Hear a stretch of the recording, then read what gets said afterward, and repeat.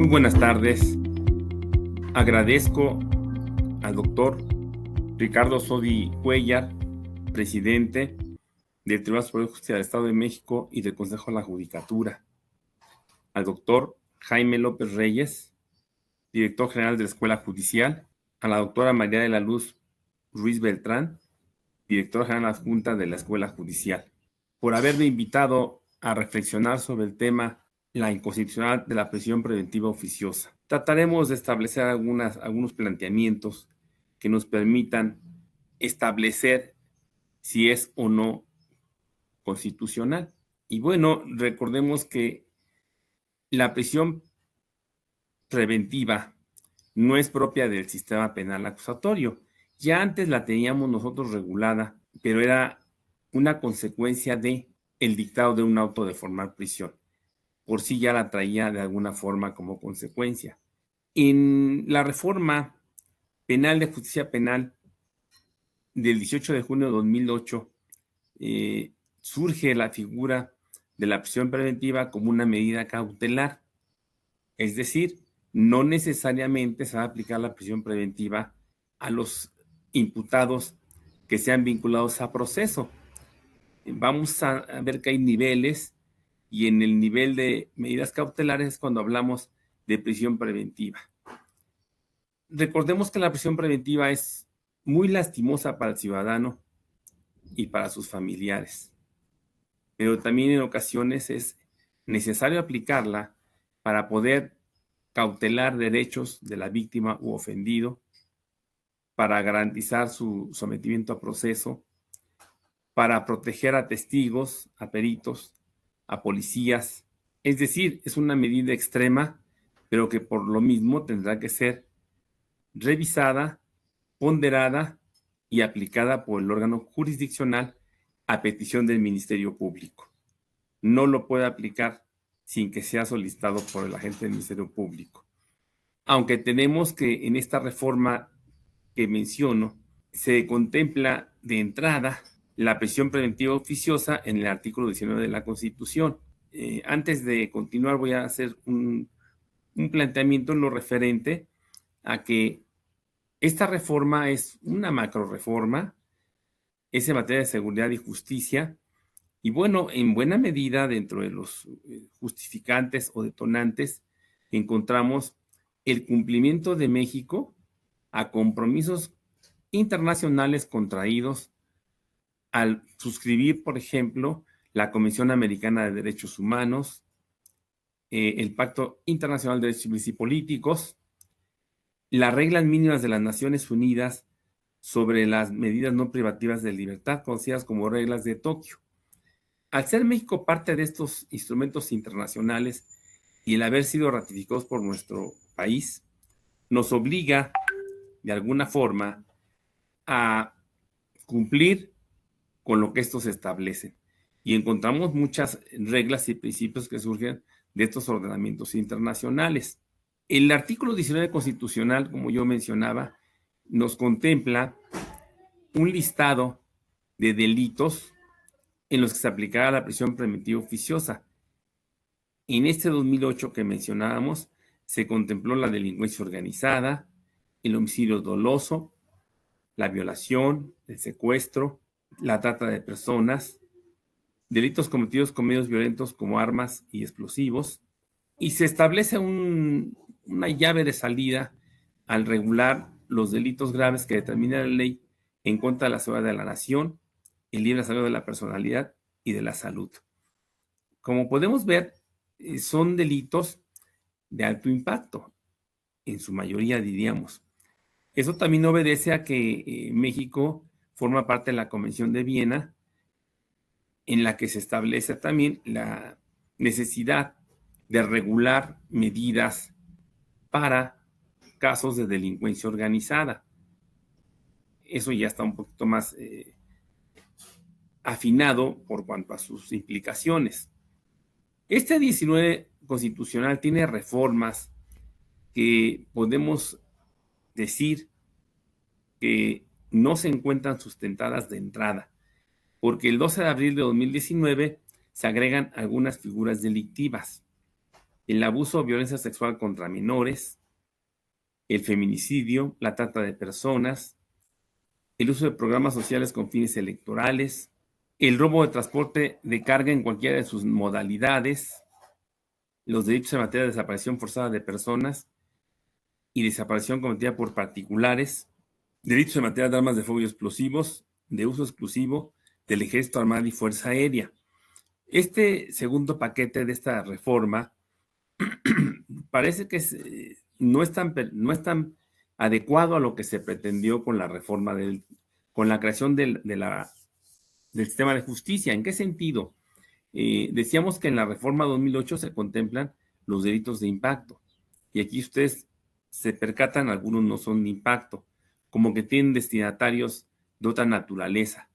Ahora, agregan conductas a un catálogo existente que viene a ser una forma de generar una inflación de delitos de prisión preventiva. Dentro de nuestro sistema constitucional se impide la posibilidad de poder impugnar procedimientos legislativos del constituyente permanente. Esté bien o esté mal el precepto constitucional, y aunque violente algunos principios del proceso penal acusatorio, no podemos más que estar a merced de alguna otra alternativa, como sería el que nuestros jueces apliquen el control de convencionalidad. Podría ser esa el escape. Sin embargo, vamos a ver que hay otras opciones que me parecen más pertinentes. El 8 de noviembre de 2019 se comunicó esta reforma a la Ley Federal de Delincuencia Organizada, a la Ley de Seguridad Nacional, al artículo 167 del Código Nacional de Procedimientos Penales. Esto para efecto de dar alcance a la reforma constitucional de 2019. Es decir, agregan aquí algunos delitos en el Código Fiscal de la Federación, como el contrabando y su equiparable calificados, defraudación fiscal y su equiparable calificada, la expedición, venta, enajenación, compra o adquisición de comprobantes fiscales que amparen operaciones inexistentes, faltas o actos jurídicos simulados. Esto está muy enfocado a lo que es las empresas factureras o conocidas como empresas fachada o fantasmas, que prevé el 69 del Código Fiscal de la Federación. Como ustedes saben, ese también nos genera lo que es el delito de operaciones con recursos de procedencia ilícita. En esa parte, México tiene también un compromiso con Gafi para efecto de prevenir, investigar y perseguir los delitos en materia de operaciones con recursos de procedencia ilícita, conocido también como lavado de dinero. Esta reforma de 2019 fue combatida por la Comisión Nacional de Derechos Humanos y algunos integrantes de la Cámara de Senadores del Congreso de la Unión. Las acciones de inconstitucionalidad que se radicaron bajo los números 130-2019 y su acumulada 136-2019, motivó que la Suprema Corte de Justicia de la Nación conociera de estas inconstitucionalidades planteadas, y fue el 25 de octubre de 2021 cuando la Suprema Corte resolvió parcialmente. ¿En qué sentido? En el sentido de que los delitos contra el fisco federal no deben ser contemplados como un delito contra la seguridad de la nación. Por consiguiente, consideraron que no debe aplicarse la prisión preventiva oficiosa. Esa resolución fue por mayoría de votos, 8 votos, y genera una jurisprudencia por precedente obligatoria para todos los jueces del país. Y bueno, aquí también debo puntualizar que un delito fiscal no necesariamente va a atentar contra la seguridad de la nación. Debemos ser muy objetivos en cuanto a lo que es el bien jurídico que trata de proteger el legislador en cada figura delictiva. Y si nos damos cuenta, ahí se les pasó un poquito la mano. Y bueno, ahora entremos a la materia. La prisión preventiva como medida cautelar. Y bueno, qué quiero proteger?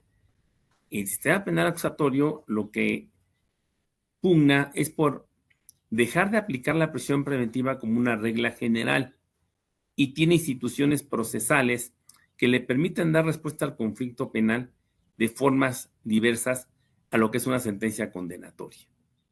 Puede ser que haya algún acuerdo reparatorio, alguna suspensión condicional del proceso, algún procedimiento abreviado. Esas son las formas alternativas o el mecanismo de aceleración. Pero bueno, si se encuentran sancionadas con una pena privativa de libertad, tendremos que remitirnos a lo que es la medida cautelar de prisión preventiva. ¿Y cuándo la voy a aplicar esta prisión preventiva? De entrada, cuando queramos proteger la debida marcha del proceso, de la investigación, proteger a víctimas, testigos, peritos. Esas serían las exigencias para poder aspirar a aplicar ese tipo de medidas. Y bueno, ambas afectan el derecho a la libertad, por supuesto. Decíamos que es un valor del ser humano. En mi concepto ocupamos el segundo lugar porque primero es la vida y después la libertad. Sin vida, ¿para qué quiero libertad? Entonces, diríamos que quiero mi vida y después quiero mi libertad. Y defendemos la libertad a como sea lugar. Pero aquí entonces viene la necesidad de aplicar los instrumentos jurídicos que el Estado mexicano tiene para proteger los derechos humanos de sus ciudadanos. Es una cuestión a la que debe aspirar todo Estado democrático de derecho. Y bueno, refiriéndome a la prisión preventiva oficiosa, siempre he sostenido, claro, la Constitución lo contempla, es norma positiva, no puedo yo brincarme esa norma, pero sí violenta principios fundamentales del sistema penal acusatorio. De entrada, hay una afectación al debido proceso. ¿Cómo puede defenderse el justiciable si le aplican a rajatabla la prisión preventiva oficiosa? No se encuentra ninguna justificante, no se encuentra ningún soporte y sobre todo no hay debate, que es otro principio, el principio de contradicción. ¿Cómo puedo yo contraargumentar lo que expresa la Fiscalía si no tengo este derecho por virtud de que ya se encuentra en la Constitución contemplado la prisión preventiva oficiosa? La contradicción que en mi concepto es el alma del sistema. No todo lo que digo puede ser verdad. De ahí el que yo pueda aportar información, elaborar mis argumentos y tratar de evitar que mis representados vayan a una aplicación de la prisión preventiva que afecta el derecho de mi representado.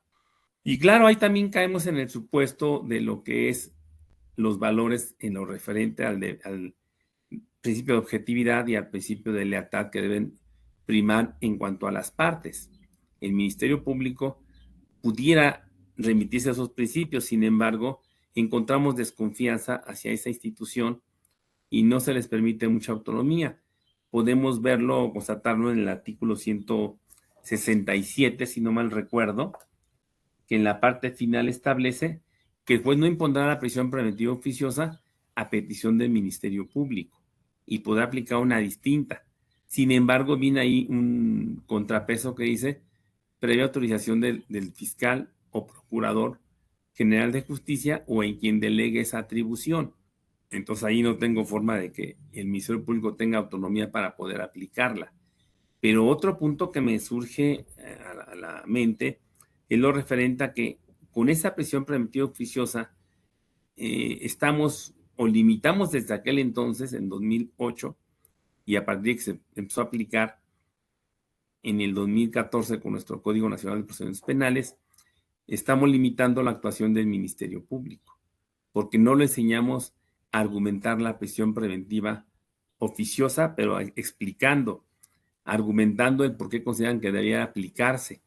En la justificada ya es de alguna forma dominado por la mayoría de nuestros agentes del Ministerio Público. Pero en la oficiosa, si dejáramos sin valor, sin vigencia, esa disposición constitucional, tendríamos serios aprietos en cuanto a la función ministerial, por supuesto. Otro principio que se afecta es el referente al de igualdad de armas, igualdad de partes. Se entiende que no puede haber en un sistema de corte acusatorio que es horizontal, no puede haber ventaja para ninguna de las partes. El juego limpio de alguna forma, pero aquí le estamos dando una ventaja al Ministerio Público y al Estado sobre pretexto de la prisión preventiva oficiosa. Pareciera que esta figura es defendida en su momento por cuanto a la afectación que se genera a la sociedad por grupos delictivos. Ese es el soporte inicial, por supuesto, pero además argumenta una política de Estado y por qué no apostarle, en todo caso, a mejorar nuestro sistema de seguridad pública, que es una cuestión que habría que tener en consideración. No necesariamente el sistema de justicia penal va a resolver el conflicto de las conductas delictivas. Tendrá que ser la prevención general y la prevención especial, que tendrá que jugar un papel importante con nuestras corporaciones policiales.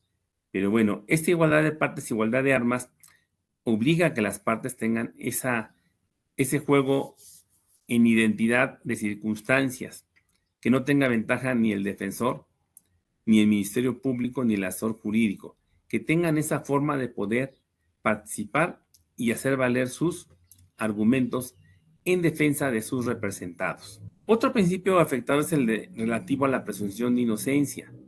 Y bueno, tenemos un doble juego ahí, decimos que se presume inocente hasta que no se demuestre lo contrario. Pero al aplicar la prisión preventiva oficiosa, le estamos vulnerando esta presunción de inocencia de entrada. Dígase lo que se diga, porque siempre se buscan argumentos para defender esa posición. Y otro principio que me parece fundamental es el principio de defensa, porque no puede el defensor hacer nada. Está realmente amarrado, está imposibilitado para hacer valer lo que considere pertinente en lo referente a esta medida cautelar. Y bueno, ¿cuál va a ser el soporte para que el Ministerio Público pida la prisión preventiva justificada y si hubiese motivo para poder soportar su argumento en lo oficiosa, que no se puede, ya lo dijimos, ya lo establecimos? De entrada, el riesgo de que el imputado no se someta al proceso, se evada de la acción de la justicia y entorpezca en todo caso el procedimiento. Pero algo que me parece también relevante es lo conducente al ofendido víctima, es decir, proteger al ofendido víctima para que no sufra más de lo que ya sufrió como consecuencia de la conducta delictiva. Otro es lo referente a la protección a testigos, a peritos, a policías, que muchas veces son amenazados por los sujetos activos del delito al ser presentados ante la instancia correspondiente. Tenemos también la prisión como pena, que es algo distinto a lo que hemos analizado. Cuando hablamos de la prisión como pena, estamos hablando de las garantías del debido proceso. Es impuesta única y exclusivamente por el órgano jurisdiccional previo procedimiento. Se agotan los recursos y una vez que estos son agotados y resueltos, al quedar firme la sentencia, esta puede ser ejecutada. Pero ya es una prisión que cumple porque de alguna forma derribó la presunción de inocencia, es decir, se le acreditó, se le probó que cometió el hecho que la ley sanciona como delito y que ya tiene carácter delictivo en este caso, y es un delito, y ya se le sancionó. Los principios que nos permiten soportar el sistema de justicia penal es la inmediación, que es otro principio fundamental porque el juez escucha a las partes y una vez que las escucha se pronuncia al respecto.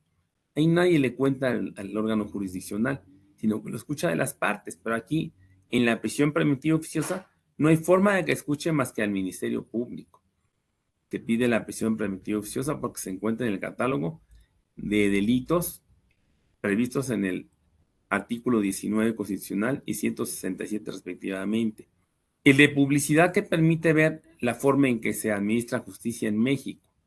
Y bueno, tuvimos un receso de 2 años y medio aproximadamente por motivo de la pandemia, pero la publicidad sí permite ver cómo estamos trabajando los operadores del sistema y nos deja ver a la sociedad las deficiencias, los aciertos en que incurren los operadores. También eso motiva a preocuparse por la capacitación permanente. El principio de imparcialidad del tribunal, que es otro principio que se va a ver afectado. No tiene forma de no aplicar la prisión preventiva ociosa porque la ley se lo está marcando en ese contexto. No hay otra forma de que no lo haga, desafortunadamente. Encontramos nosotros que hubo una reforma en materia de derechos humanos el 10 de junio de 2011. En esta importante reforma encontramos el principio pro persona, que de alguna forma obligaría a los jueces a aplicar el control de convencionalidad, es decir, aplicar lo que más favorezca a los justiciables. Esa sería una innovación importante de esta reforma en materia de derechos humanos. Posteriormente se emitió una resolución en el expediente Varios 912-2010 que también puntualiza esa preocupación. Y luego surge la emisión de la nueva ley de amparo en 2013. Todas tienen una amplia vinculación con el sistema penal acusatorio. Ahora, si no hacemos nada al respecto, pues estamos en riesgo de poder que los asuntos sean conducidos a la Corte Interamericana de Derechos Humanos y México sea condenado. Parece que no ocurre nada, pero el problema es que el tiempo es el que no nos lo perdona. Siempre hay que estar muy pendientes con los tiempos.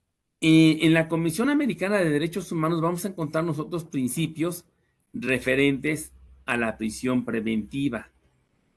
Este instrumento internacional nos pide, como parte de esa organización, a los estados parte, velar por la legalidad, es decir, que se encuentre todo con claridad y que sea aplicado por los órganos jurisdiccionales cualquier medida cautelar. Pero además encontramos el principio de proporcionalidad, que nos establece la exigencia de que se aplique lo más adecuado atendiendo a cada caso en particular. No podemos generalizar metiendo en un casillero los supuestos hipotéticos donde voy a aplicar la prisión preventiva oficiosa. Otro es el referente al principio de necesidad. ¿Qué requiero proteger para, con base en ello, poder aplicar la prisión preventiva oficiosa o justificada? El principio de presunción de inocencia también lo destaca la Convención Americana. Es decir, que todo ciudadano se presume inocente hasta que no se demuestre previo juicio su culpabilidad. Entonces ahí no puedo aplicar la prisión a rajatabla, tendrá que ser muy puntual para cada caso en particular. Otro principio es el de idoneidad. ¿Cuál es el más adecuado para lo que voy a proteger? No voy a aplicar reglas genéricas. Es análisis de caso por caso para poder resolver la aplicación de la medida cautelar de prisión. Y el principio de excepcionalidad. Y si ustedes checan las medidas cautelares, las encontramos reguladas en nuestro Código Nacional de Procedimientos Penales y en último término encontramos a la prisión preventiva. Encontramos una serie de medidas que podrán aplicar a petición del Ministerio Público, pero ahí también tendremos que remitirnos un poquito a lo que es el deber de lealtad y objetividad que tiene el Ministerio Público para pedir la medida más adecuada y no necesariamente la prisión preventiva oficiosa o justificada. Claro, decíamos en la oficiosa sí tiene una forma de poder pedir que no se aplique, pero sí conlleva una serie de contrapesos para que sea supervisado por sus jefes superiores y puedan autorizarle y por consiguiente prescindir de la prisión preventiva de cualquier naturaleza. En la Comisión Americana de Derechos Humanos también se contempla lo referente a cuando alguien es detenido, la exigencia de conducirlo ante un órgano jurisdiccional para efecto de que éste califique la detención verificada por cualquier persona o por cualquier autoridad y que haya sido ratificada por el Ministerio Público. Y aquí, por supuesto, nos remitimos a lo que sería la flagrancia. Tendríamos que ceñir exactamente a los niveles de contacto. Flagrancia propiamente dicha o flagrancia resultado de los niveles de contacto, que es una forma de garantizar al ciudadano que no sea detenido por una cuestión de discriminación y que no se ponga en riesgo su vida, su integridad y sobre todo su libertad. Entonces el juez tendrá que en este caso analizar los planteamientos de las partes y revisar si es de calificarse o no de legal la detención. Esa es una primera manifestación también en lo referente a la restricción de este valor. La Corte Interamericana ha derivado varias jurisprudencias en las que establece que la prisión preventiva es la más severa que pudiera existir dentro del derecho penal. Por eso la sugerencia o la recomendación de que se aplique de manera excepcional, aplicando los principios que hemos analizado con antelación. Por ahí encontramos nosotros, la gravedad del delito no va a ser una justificante para aplicar la prisión preventiva como medida cautelar. Tendrá que revisarse el caso y que no tenga el carácter de pena. Tendrá que ser muy puntual en análisis para poder aplicar esta medida cautelar. Por otro lado, el Pacto Internacional de Derechos Civiles y Políticos, en su artículo 9.3, nos establece que la prisión preventiva de las personas que hayan de ser juzgadas no debe ser una regla general.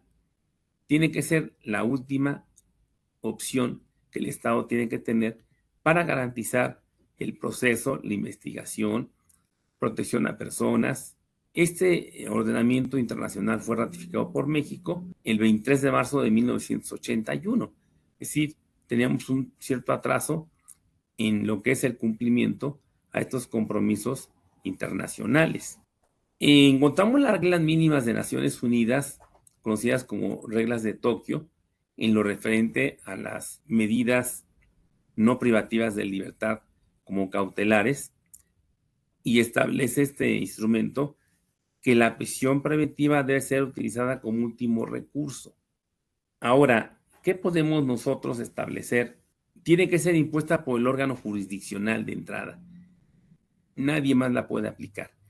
Ahora viene ahí un paréntesis. Cuando llega una persona detenida ante el Ministerio Público, este va a analizar el supuesto de detención verificado por la policía o por cualquier persona y tendrá que emitir un acuerdo de retención.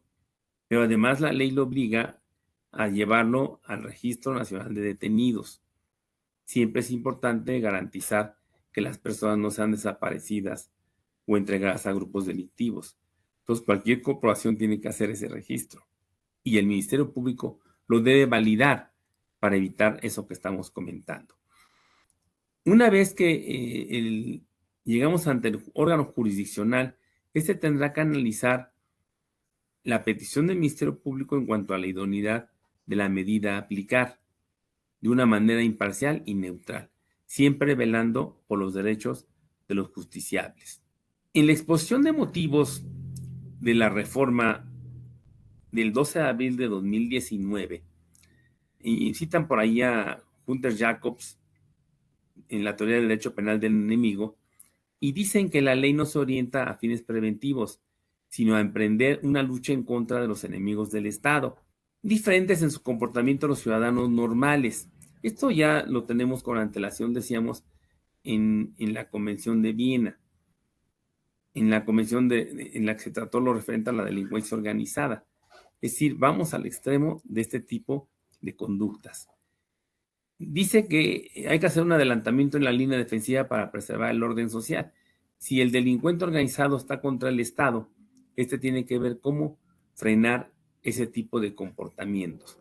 Pero ahí también caemos en el supuesto que yo les comentaba, la prevención del delito, la inteligencia, la contrainteligencia que debe manejar el Estado para evitar que los hechos delictivos no ocurran.